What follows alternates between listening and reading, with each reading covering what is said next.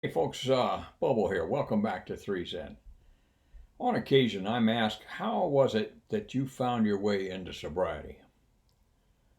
I'd say by bloody good luck is how I found my way in. I wasn't wife ordered, I wasn't court ordered, I wasn't work ordered. I was more or less Bob ordered, if you will. I became sick and tired of being sick and tired, just just uncomfortable with myself.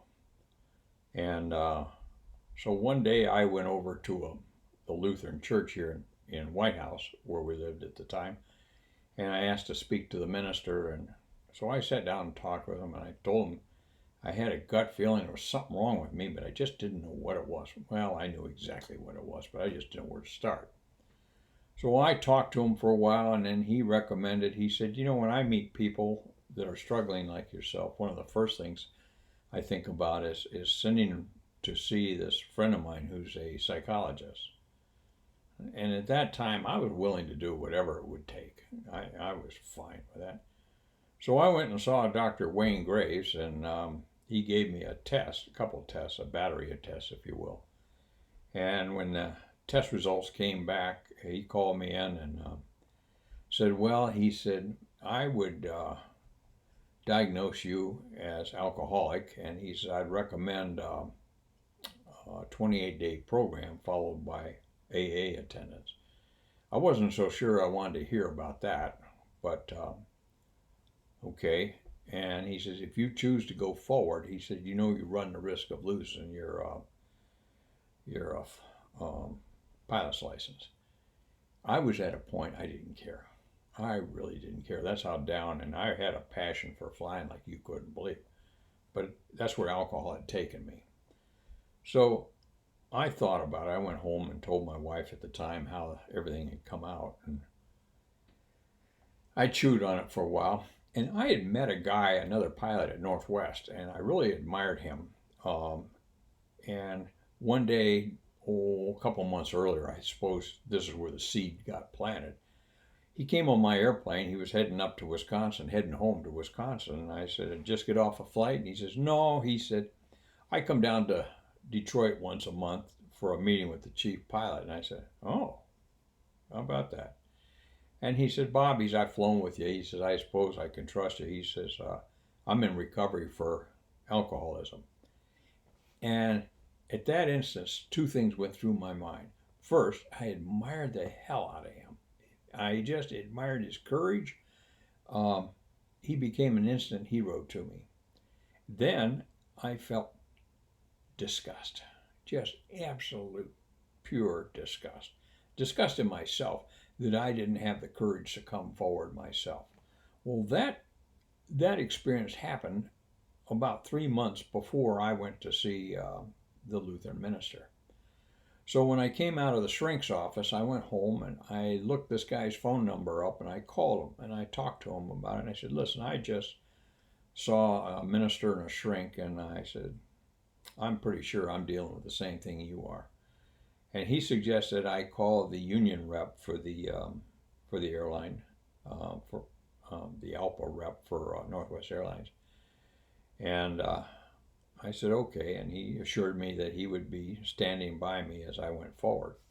So I called the union rep and told him that I thought I might have a problem with alcohol. Now, you see what I did? I gave myself 2 outs. I think I might.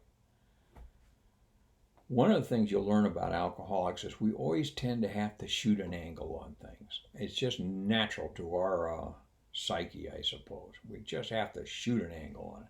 I think I might, just in case I wasn't. So we talked for about 45 minutes, and he said, do you mind if I call Dick Edwards, the chief pilot? I said, not at all. Not at all. So about an hour later, I get a call from Dick, and this was on a Saturday morning now. Get a call from Dick, and he said, first of all, Bob, he says, I want to tell you we're going to take care of you. He says, then we're going to take care of your family. He says, now I've got a bed for you up at Hazleton. The company had a contract with the Hazleton Recovery Center at the time. And he said, "Can you make such and such a flight?" And I said, "Yes, sir, I can." He says, "Okay." He says, "I'll sign you up for that, and there'll be tickets waiting for you at the gate." He says, "Now," he says, "can I ask you if you can, don't drink tonight?" And I said, "No, sir, I won't." I said, "I haven't had a drink since Thursday when I started this drill." It just didn't make sense to me to call and ask for help with drinking and then continue to drink. That didn't make sense to me. And if anything, I've always been very pragmatic in my life. So, talked to my wife about everything and anything on that night. And the next day, she took me up to Detroit, and she didn't think anything about it until she was driving home. She said she cried all the way home. She said she was thinking to herself, "My God, he's going to be up there with those alcoholics." And she said it just tore her up to think about that.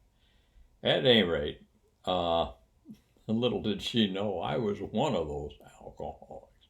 And that surprised me later when we had this conversation because she grew up in an alcoholic family, as I did also.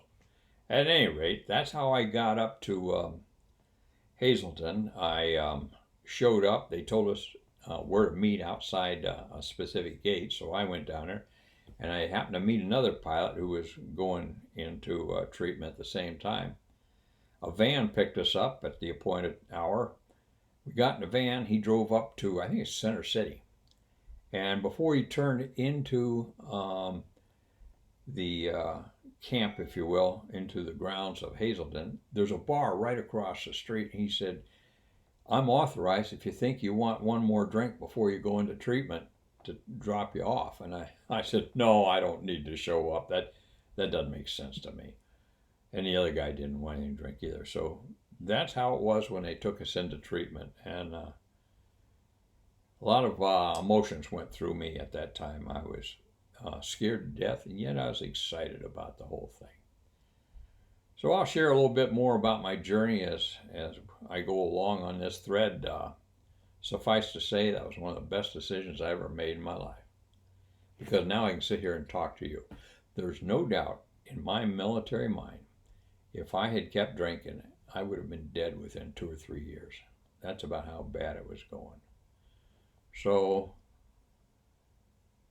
from a very grateful retired pilot and former drunk, just so happy to be here, being able to share my stories with you. This is Bobo, Base Gear. Stop.